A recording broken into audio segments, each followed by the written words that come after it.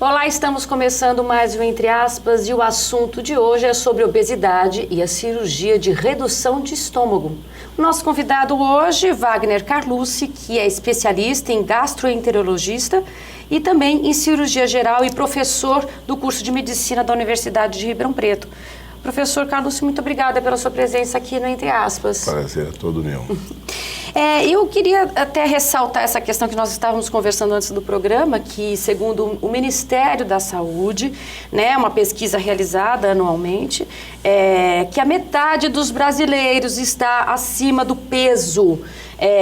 Isso representa 52,5% dos brasileiros.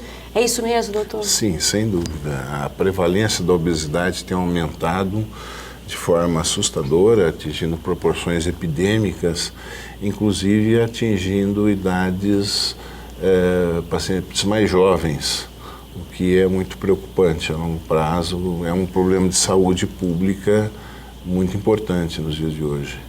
Assim, a gente vê muita campanha dessa questão da atividade física, mas não é só isso, né, doutor? Acho que isso é uma parte, né? Mas o que está acontecendo? Por que o brasileiro, né, que ele adotou uma nova maneira de alimentação, de vida, a gente adotou os costumes norte-americanos e a gente está sofrendo com isso? É isso? Sem dúvida, a mudança dos padrões alimentares é um dos fatores importantes nesse aumento da prevalência da obesidade.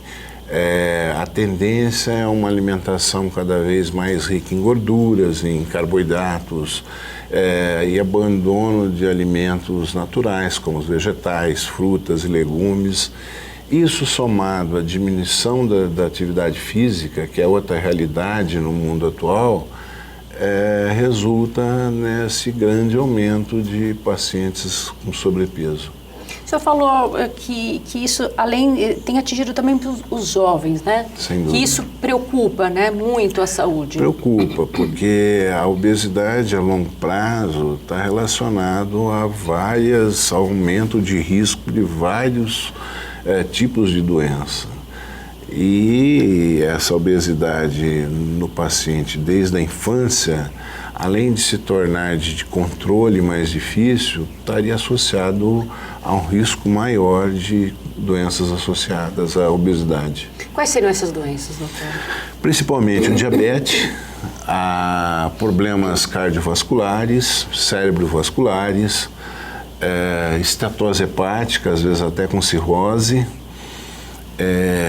cálculos de vesícula e até alguns tipos de neoplasias podem ter uma incidência maior em pacientes obesos. O que seria a neoplasia? Neoplasia seriam tumores, câncer de várias localidades que teriam ter uma incidência aumentada em paciente obeso, sem dúvida. Quer dizer, então o problema é muito maior, né, doutor? Sim. O que você falou, é uma epidemia, a gente poderia... É uma epidemia, um problema sério de saúde que realmente precisa de muita atenção.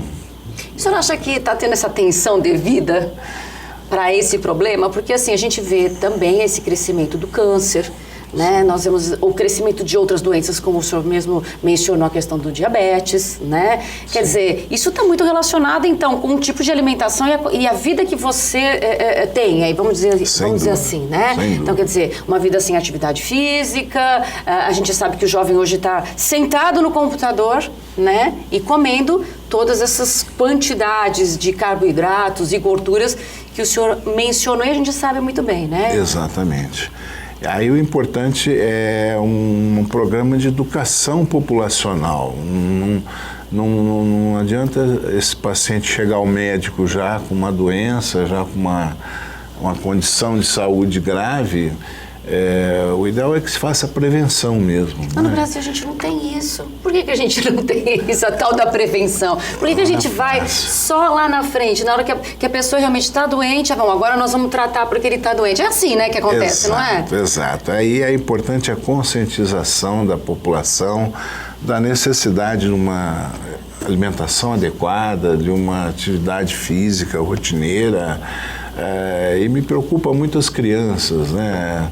Crianças hoje em dia não têm muita atividade, estão sempre ali no videogame, conforme você disse, na televisão. É difícil ver uma criança subindo numa árvore, correndo num gramado. Eu acho que isso pode ter consequências muito sérias no futuro. A gente também pode estar relacionado a isso à mãe, né? A mulher. Será que a gente pode ter... Não é uma questão social de mudança mesmo, né? É uma questão social. A mulher teve que sair de casa e ela não consegue cuidar desse filho. Não é que ela não consegue, vamos dizer, a relação familiar mudou também, né? E aí fica muito complicado, né? Então, muitas vezes, essa criança, ela ou está sozinha, ou está com alguém, uma empregada, enfim, em casa, né? Às vezes a criança está até com a mãe, mas ela não tem outras crianças para brincar. Os colegas estão todos na televisão. Então e a mãe está muito atarefada porque ela está cansada, porque ela trabalhou o dia inteiro e ela tem que trabalhar fora também, né? Exato. Então, às vezes não é fácil contornar esse tipo de situação. Eu acho que, sem dúvida, é um problema sério esse.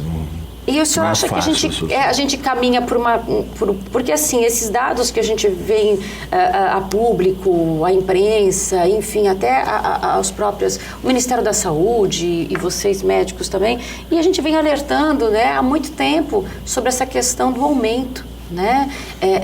E como é que a gente define, doutora, essa questão? O que é sobrepeso ou é obesidade, né? Como é que a gente define isso? Tá. Ou então a questão da obesidade mórbida que se fala hoje também. O que é isso, né? Quando a gente ouve falar, né? Perfeito. O melhor critério mais usado hoje é o índice de massa corpórea, o IMC. O IMC é definido como o peso da pessoa dividido pela altura ao quadrado. Então, é o peso dividido por altura vezes altura, né? Então, isso vai determinar o IMC. A gente pode fazer essa continha em casa? Pode. Como é que é, então? Você pega seu peso e divide por um número obtido, multiplicando a altura por ela mesma, em metros. 1,60 m é a altura. 1,60 m vezes 1,60 m, você tem um número. Você divide seu peso por esse número, você tem o seu IMC. E aí, a partir desse IMC, eu vou saber como eu estou. Aí a gente tem uma classificação. Até 25 a gente considera normal. No 25 a 30 é o que a gente chama de sobrepeso. Acima de 30 de IMC, a gente fala em obesidade já. A gente poderia dividir essa obesidade em primeiro grau ou segundo. O primeiro grau seria de 30 a 35, o segundo de 35 a 40. E acima de 40 graus, nós teríamos a obesidade de terceiro grau, também chamada de obesidade mórbida, né? A tendência hoje é usar mais a graduação, grau 3, do que obesidade mórbida, mas é o que se chama de obesidade mórbida. É aquele índice em que o risco de doenças associadas aumenta muito. Né? Aumenta já em outros graus também, mas o grande aumento de risco é a partir do 40 de IMC. E é justamente a fase em que estaria indicada a cirurgia bariátrica. São pacientes em que o risco da obesidade é muito superior ao risco da cirurgia. Entendi. Então, essa gradação é o que se usa hoje para definir sobrepeso, obesidade, obesidade mórbida, obesidade grau 3. Então, assim, as pessoas que têm essa obesidade grau 3, né, que o senhor havia me dito que evita-se falar de obesidade mórbida, até por causa do nome, é muito forte, né? É um nome muito forte. Mórbido, a tendência né? a usar é muito mórbido. Na verdade, eu defini como obesidade grau 3, realmente, é o que se usa mais hoje. São essas pessoas apenas que estão indicadas para uma cirurgia bariátrica, que não é uma coisa fácil, que a gente vai falar daqui a pouco, inclusive, né? Sim, a indicação precisa seria o IMC acima do 40 ou acima de 35, associado a uma comorbidade. Um diabetes, um problema cardiovascular, muito sério, problema articular muito grave. Enfim, a gente pode aceitar o limite de 35 associado a uma comorbidade como indicação de cirurgia bariátrica também. Então, e a questão do sobrepeso que o senhor havia dito, então elas não, esse tipo de cirurgia não é indicado? Não é indicado porque a cirurgia bariátrica, apesar de todo o progresso que ela teve, ela continua sendo uma cirurgia de alto risco. E, portanto, ela deve ser feita quando o risco da doença é maior do que o risco da cirurgia. Né? Então, um paciente com sobrepeso, tal, que pode até, eventualmente, pensar numa cirurgia bariátrica por um problema estético, do ponto de vista médico, não está indicado, não é uma indicação. Realmente, pacientes com índice de massa corpórea abaixo de 35 não tem uma indicação precisa de cirurgia bariátrica do ponto de vista médico, realmente.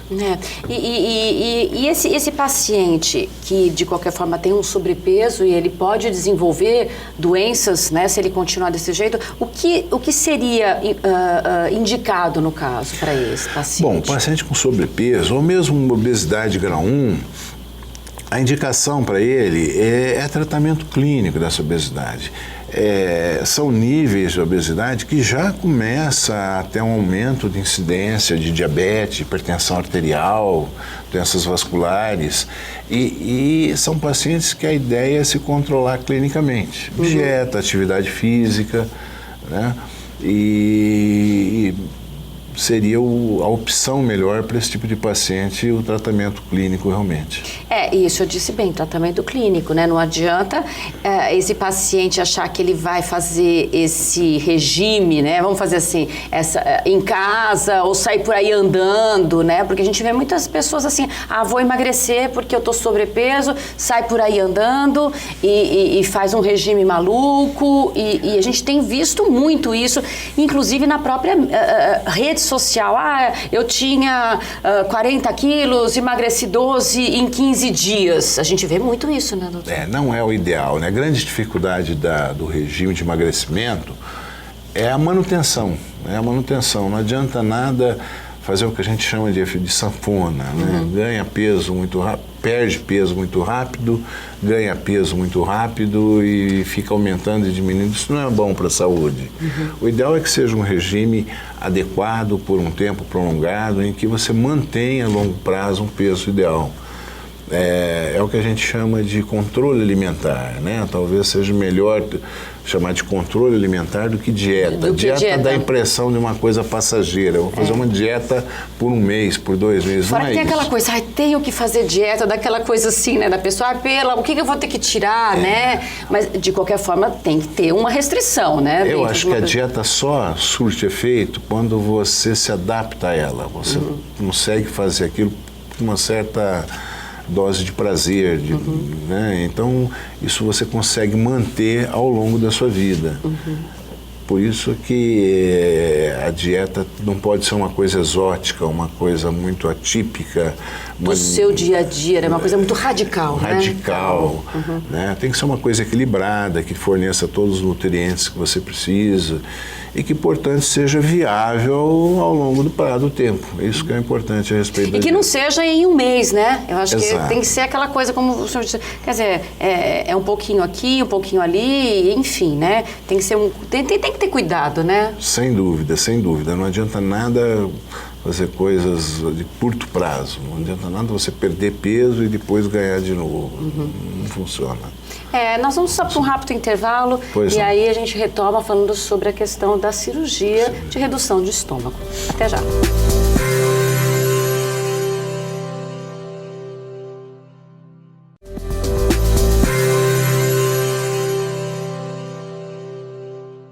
Voltamos com Entre Aspas e o assunto em debate de hoje é sobre a obesidade e a cirurgia de redução do estômago.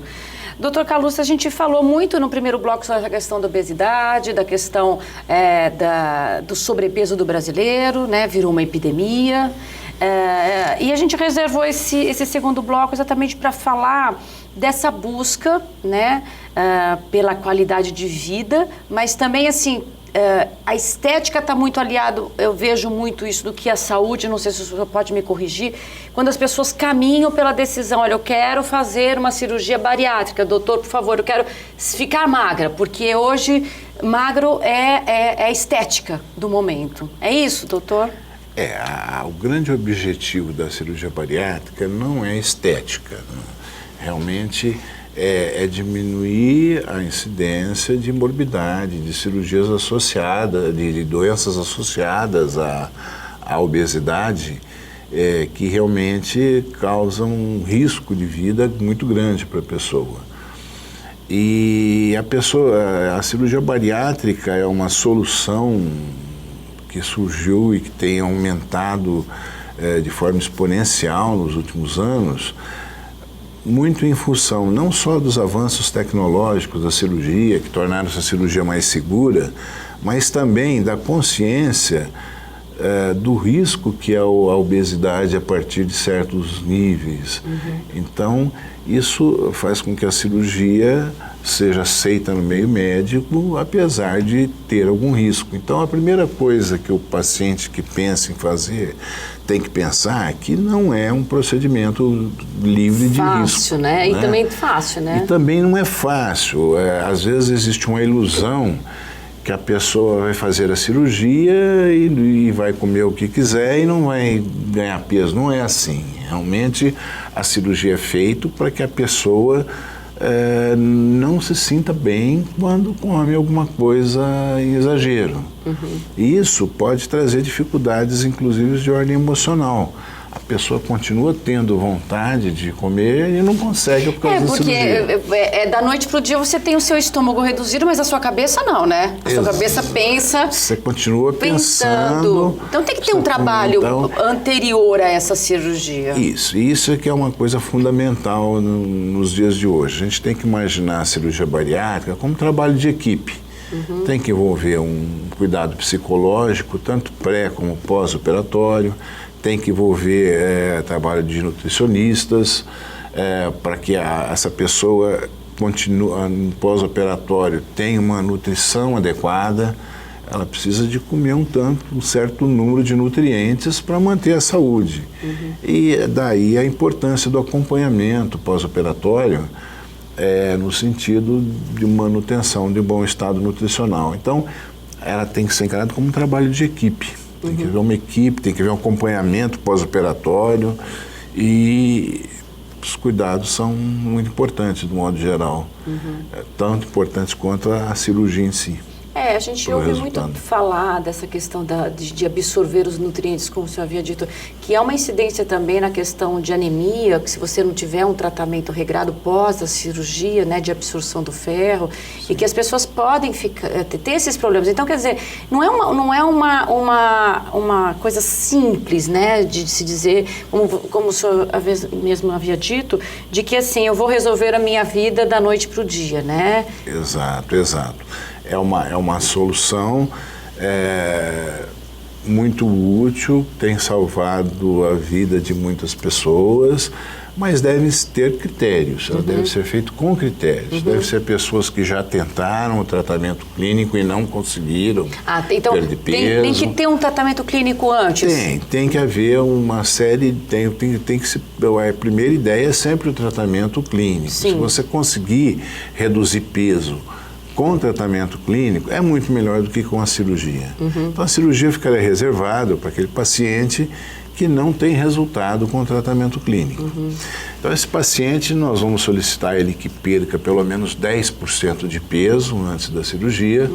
Isso é fundamental. Então, ele tem que fazer uma dieta anterior, 10%. Isso é muito importante, tanto para melhorar a resposta à cirurgia, como para mostrar que o paciente tem a capacidade de algum controle, de seguir uma orientação, de se empenhar de alguma forma no resultado. Então, esse paciente tem que ter tentado esse tratamento, tem que perder esses 10% de peso no pré-operatório e tem que fazer todo um preparo multidisciplinar para avaliar risco, avaliar condições psicológicas, avaliar se ele entende realmente o que ele está, em vez de se submeter. Então, é todo um complexo, toda uma situação. E, é claro, o paciente deve estar dentro daqueles níveis de obesidade que nós já mencionamos anteriormente. Quer dizer, acima de 40 de IMC ou de 35 associado a alguma comorbidade. E de acordo com o tipo de obesidade que se faz o tipo de operação, porque existem vários tipos de tipos de operação de redução do estômago, é isso? Basicamente, nós podíamos resumir as cirurgias em 2 tipos que muitas vezes são feitos concomitantemente. Existe a redução do tamanho do estômago. Quer dizer, é cortar o estômago? Sim, diminuir o tamanho. Vai lá e corta o estômago? Tira uma parte do estômago. Tira uma parte do estômago, né? Que não é fácil então, né, gente? Ou retira, ou pelo menos tira ele do trânsito, ele fica sem função, né? Então uma parte do estômago, o estômago se torna menor. Entendi. Então é a cirurgia dita restritiva, é a redução de estômago em si. E existe também uma componente da cirurgia que é o desvio do trânsito intestinal de forma a diminuir a absorção. Então, o intestino, a parte absortiva, funcional do intestino diminui. Então, aquilo que a pessoa ingere, uma parte vai ter uma absorção diminuída. E de que forma? Diminuindo o tamanho do intestino que o alimento percorre. Então existe a diminuição do estômago e, dependendo dos casos, a diminuição do intestino. As duas coisas juntas? Geralmente, grande parte das cirurgias associam os 2 métodos. Então não seria só a redução do estômago? Exato, há uma alteração da absorção também. Entendi. Isso, por um lado, aumenta o potencial da cirurgia em redução de estômago. Por outro lado, aumenta o risco de deficiências nutricionais. Daquela que eu mencionei. Por exemplo, anemia, que você citou, várias outras, de certos tipos de vitaminas. Então, quanto mais você consegue em termos de capacidade de redução, mais risco você tem de deficiência nutricional. Por isso que precisa de todo um acompanhamento, de todo um segmento.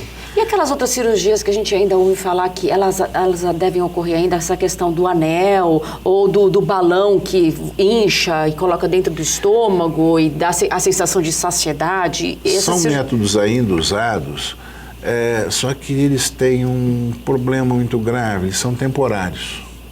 Você consegue uma redução de peso significativa, o problema é que eles não são definitivos. Tem uma hora que você tem que ir lá e tirar o balão ou tirar a banda, e isso faz com que a pessoa volte a ganhar peso na grande maioria dos casos. Então esses casos que a gente sempre escuta falar, a cirurgia bariátrica não deu certo e a pessoa conseguiu ganhou peso novamente, é por causa desse tipo de cirurgia? Não, existe o ganho de peso após a cirurgia bariátrica. Independente do tipo? Independente do tipo. Existe uma porcentagem de pacientes que não seguem a orientação e usam de subterfúgios, tomam uma grande quantidade de líquido doce, por exemplo, que isso ela consegue fazer mesmo com a cirurgia e acaba ganhando peso após a cirurgia. Agora, o balão e a banda, o problema é prévio à cirurgia. São pacientes que antes de fazer a cirurgia usam esse método e às vezes tem bons resultados. Tem pessoas que perdem peso e conseguem manter esse peso. Eles têm mais facilidade em manter um peso baixo do que conseguir o emagrecimento. Porque talvez tenha tido esse apoio psicológico, enfim, eu tenha conseguido superar, às vezes tem resultado, mas muitas vezes não. Muitas vezes, quando ela retira o balão ou retira a banda, ela volta a ganhar peso. Então, realmente são métodos que têm esse grande problema, que é o reganho de peso em um bom número de casos. Existe a questão psicológica que o senhor falou, que é muito importante, e nesse ponto de vista tem a questão, junto com a cirurgia, né, a questão estética, né, porque a pessoa, ela perde muito peso após a cirurgia, é isso? Sim. E quer dizer, a questão da pele, né, e daquele sobrepeso, você tem que retirar. Existe também esse processo nesse todo multidisciplinar que o senhor havia dito? Sim, a pessoa que perde uma grande quantidade de peso, ela vai ficar com uma sobra de pele imensa. E isso tem que ser corrigido com cirurgia plástica. Tá? E isso é conseguido sem muito problema, vamos dizer. É a parte agradável da cirurgia. Aquela paciente que teve final. Sucesso, né, que conseguiu uma grande redução de peso, isso realmente, imagine, grandes obesos, pacientes com 200 quilos, né, quando consegue uma redução significativa de peso, é como se ganhasse a vida novamente. Ele é integrado na sociedade, muda a vida da pessoa.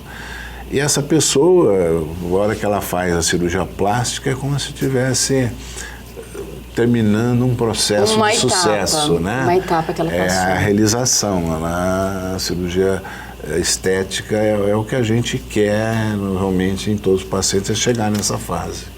Quer dizer, mas é importante a gente frisar, né, doutor, exatamente como a gente falou desde o início, que ela tem que ser tomado cuidado, né? Então tem que ter um acompanhamento, né, uma procura. É fundamental. A questão não é só apenas estética, né? É uma questão de saúde. Exato. E assim, eu quero ficar magra, né? Esteticamente não, eu quero ficar saudável, né? Acho que Exato. Tem que haver essa diferença para que as pessoas não utilizem essa terapia ou essa operação para esse fim, né? Eu acho que o paciente não deve imaginar a cirurgia bariátrica como uma solução fácil.